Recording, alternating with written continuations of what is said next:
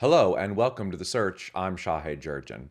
We're going to examine a pair of Psalms, 75 and 76, in this lesson, and we'll begin by reading these Psalms in their entirety.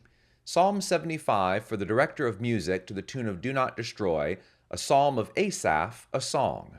Verse 1. We praise you, God. We praise you, for your name is near. People tell of your wonderful deeds. God says, I will choose the appointed time. It is I who will judge with equity. When the earth and all its people quake, it is I who hold its pillars firm. To the arrogant I say, boast no more, and to the wicked, do not lift up your horns. Do not lift your horns against heaven. Do not speak so defiantly. No one from the east or the west or from the desert can exalt themselves. It is God who judges. He brings one down, he exalts another. In the hand of Yahweh is a cup full of foaming wine mixed with spices. He pours it out, and all the wicked of the earth drink it down to its very dregs. As for me, I will declare this forever. I will sing praise to the God of Jacob, who says, I will cut off the horns of all the wicked, but the horns of the righteous will be lifted up. And now Psalm 76, for the director of music with stringed instruments, a psalm of Asaph, a song, verse 1. God is renowned in Judah. In Israel his name is great. His tent is in Salem, his dwelling place in Zion. There he broke the flashing arrows, the shields and the swords, the weapons of war. You are radiant with light, more majestic than mountains rich with game. The valiant lie plundered, they sleep their last sleep. Not one of the warriors can lift his hands. At your rebuke, God of Jacob, both horse and chariot lie still. It is you alone who are to be feared. Who can stand before you when you are angry? From heaven you pronounced judgment, and the land feared and was quiet. When you, God, rose up to judge, to save all the afflicted of the land. Surely your wrath against mankind brings you praise, and the survivors of your wrath are restrained. Make vows to Yahweh your God and fulfill them. Let all the neighboring lands bring gifts to the one to be feared. He breaks the spirit of rulers. He is feared by the kings of the earth. The title of our study is God's Judgment is Sure. God's judgment is sure. Now, Book 3 of the Psalter opens with the probing and unsettling question. In Psalm 73, Asaph struggles to understand how God can be good when the wicked prosper and the righteous suffer. He consoles himself with the knowledge that God will judge the wicked, but that's not what happens in Psalm 74. Rather than God defeating the wicked, Yahweh seems to suffer a devastating defeat when Jerusalem and the temple are destroyed. Now, while the author of Psalm 74 still maintains his allegiance to God as king, his concern for God's own reputation prompts him to make this heartfelt petition. Rise up, O God, and defend your cause. Psalm 74, verse 22.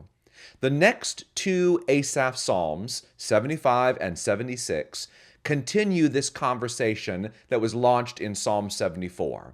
The Jerusalem temple has been burned to the ground, and now the people are struggling to understand what comes next. What will God do about this devastation and about his enemies? Has he abandoned Jerusalem forever? So let's talk about it. Let's start by some notations about genre and structure. Now, Psalm 75 doesn't really fit into the typical main psalm genres. It maybe could be described as a teaching psalm. It seems to be intended to explain why God is worthy of praise and thanksgiving. And Golden Gay offers this outline. We start with the congregation's testimony in verse 1, and then two major sections. We have Yahweh's words, which provide the rationale for that testimony in verse 1, and the leader's confession responding to what Yahweh has said. Now, let's get into the text. For the director of music, to the tune of Do Not Destroy, a psalm of Asaph, a song, Psalm 75, beginning in verse 1. We praise you, God. We praise you, for your name is near. People tell of your wonderful deeds. Rather than we praise you, most translations have, we give thanks to you, God. We give thanks, for your name is near. And this declaration of thanks is really a bit surprising, considering the dire situation that was outlined in the previous psalm.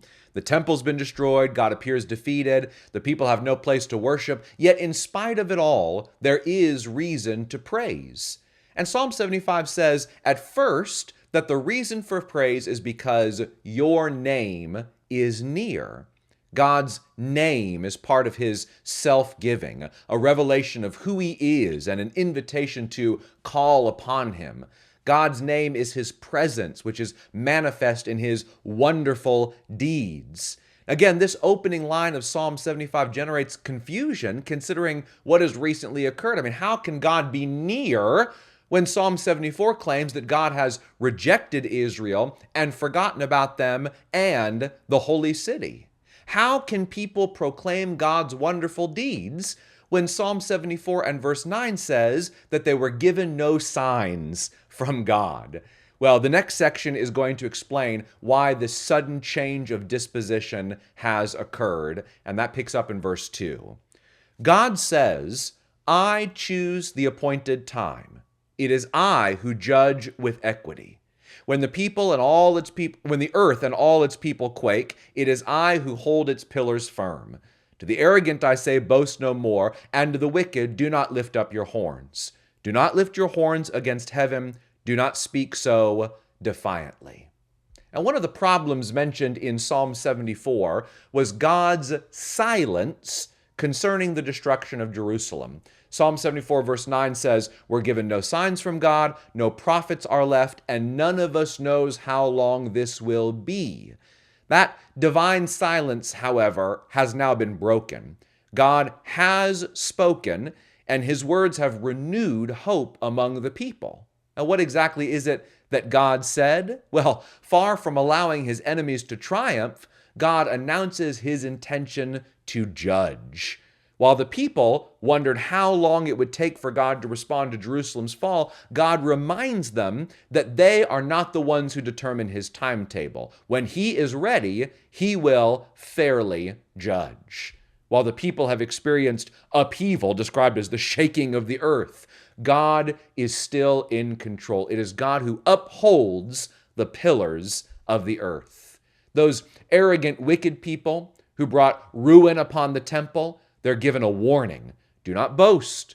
Do not defy. Do not rebel by raising your might against the power of heaven. Now, having heard from God, the people have renewed confidence in his role as the judge of all the earth. Asaph, of course, knew this about God at the start in Psalm 73, but the destruction of Jerusalem in Psalm 74 has shaken that conviction. Well, now, in response to what God has proclaimed, the people will confess what they believe. And that picks up in verse 6.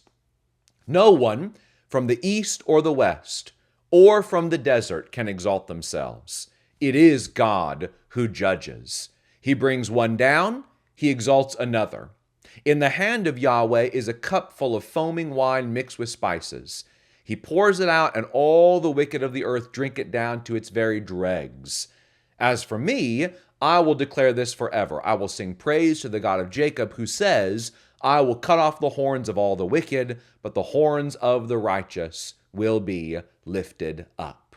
Here we go. The people proclaim their renewed conviction that God alone judges all. He exalts some and lays others low.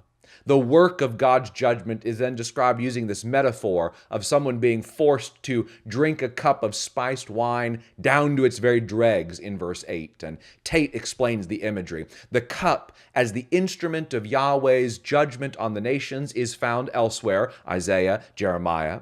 It may be reminiscent of the ordeal of bitter water described in Numbers 5, where a woman accused of adultery must drink a specially prepared potion. If she's innocent, she'll be unaffected by the experience. But if she's guilty, the poison will enter her system and cause her agony. In verse 9, the psalmist contrasts himself with those wicked who have to drink this terrible cup. As for me, he says, I will declare this forever. I will sing praise to the God of Jacob. Remember that God changed Jacob's name to Israel. So whenever we have a reference to the God of Jacob, that's equivalent to the God of Israel. And this statement is a direct answer to the uncertainty of the previous psalm, where it appeared that the God of Babylon had defeated Israel's God. Yet Psalm 75 concludes with praise for Israel's God, who will indeed destroy the wicked and elevate the righteous. Now, before we move into Psalm 76, let's just kind of recap the story of Book 3 so far. It's good to be near God, even though the wicked sometimes prosper and the righteous sometimes suffer, because God will eventually judge the wicked, Psalm 73. However, if this is true, how can Jerusalem's destruction be explained, Psalm 74? Well, while Jerusalem's fall may have appeared to be a defeat of Israel's God, the truth is that God has announced that at an appointed time, judgment will occur, Psalm 75. Now, the next question to consider is, what will it look like when God finally executes that promised judgment? And the answer to this question is found in Psalm 76. Psalm 76 is a praise song, but it's especially praise about Jerusalem. The opening lines of the song make it clear that even though Jerusalem has been destroyed, God has not abandoned the city where he dwells. His presence can still be found there. However, Psalm 76 moves beyond Jerusalem, identifying heaven itself as the place from where God judges all. And the sphere of his power is not limited to the Holy Land, for he is feared by the kings of the earth. That's how the psalm will close in verse 12. Psalm 76, for the director of music, with stringed instruments, a psalm of Asaph, a song, beginning in verse 1. God is renowned in Judah. In Israel his name is great. His tent is in Salem, his dwelling place in Zion. There he broke the flashing arrows, the shields and the swords, the weapons of war. You are radiant with light, more majestic than mountains rich with game. The valiant lie plundered, they sleep their last sleep. Not one of the warriors can lift his hands. At your rebuke, God of Jacob, both horse and chariot lie still. Now, after Jerusalem's fall, you remember that Psalm 74 had a real concern about God's reputation. I mean, the enemies were mocking God. They were reviling his name, Psalm 74 verse 18 says. But now, God's name is both intimately known and heralded as great. Verse 2 says that God's tent is in Salem. And remember that Salem is just shorthand for Jerusalem. We know that here because it's paralleled with Zion. In Jerusalem, God shattered the enemy weapons of war. Israel's warrior God is celebrated once more. He's also the shining, resplendent one. The foes who have opposed him lie dead on the battlefield. He's defeated not only the soldiers, but also the fearsome horses and chariots, which of course were the ancient world's most deadly weapons. Verse 7, it is you alone who are to be feared. Who can stand before you when you are angry? From heaven you pronounced judgment, and the land feared and was quiet. When you, God, rose up to judge, to save all the afflicted of the land. Surely your wrath against mankind brings you praise, and the survivors of your wrath are restrained. Now, the enemies have brought devastation. They sacked Jerusalem, they destroyed the temple, they savaged the sheep of God's pasture. But now, God, the warrior judge, has returned, and his fearsome anger has been inflamed. God's dwelling in Jerusalem, God's dwelling is in Jerusalem, but his judgment over all the earth is pronounced not just from the city, but from heaven. And when the afflicted witness God's wrath against evildoers, they will shout his praise. They will learn a valuable lesson about what happens to those who oppose God. And now verses 11 and 12. Make vows to Yahweh your God and fulfill them. Let all the neighboring lands bring gifts to the one to be feared. He breaks the spirit of rulers. He is feared by the kings of the earth. Now, there are kind of three zones of humanity identified in these two verses. There are the covenant people of Israel who call Yahweh their God, and they are called upon here to make special vows, acts of dedicated service and sacrifice that they can fulfill before Yahweh to appreciate and give him thanks for what he has done. And then we move out a little bit from there to the neighboring lands. These are the people who will witness God's wrath being poured out on his enemies. And they are also called upon to worship Yahweh.